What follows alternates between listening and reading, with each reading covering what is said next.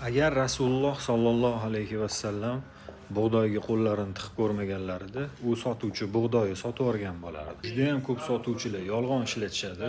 Hozir shu yerda aldab olmasam sota olmayman deb o'ylaydi. Rasululloh sollallohu alayhi vasallam bir bug'doy sotayotgan odamni bug'doyiga qo'llarini tiqib ko'radilar. Bug'doy nami qilib qolgan bo'ladi. Bu nima deb so'raganlarida, yomg'ir tegib nami qilib qolibdi deb javob beradi bu odam. Shunda Rasululloh aytadilarki, kim aldasa bizadan emas deydilar. Bu odam bilib sotayotgan bo'lishi ham mumkin, bilmasdan sotayotgan bo'lishi ham mumkin.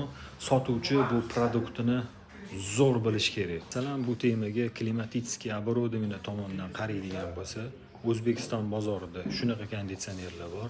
Xarakteristikasi 9 talik deb yozilgan, lekin produktni o'zi 7 talik bo'ladi.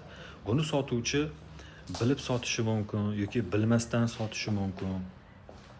Sotuvchi bu produktini juda ham zo'r bilish kerak.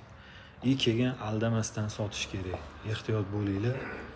Payg'ambarimiz aytgan, odamlardan bo'lib qolmaylik. Salomat bo'linglar.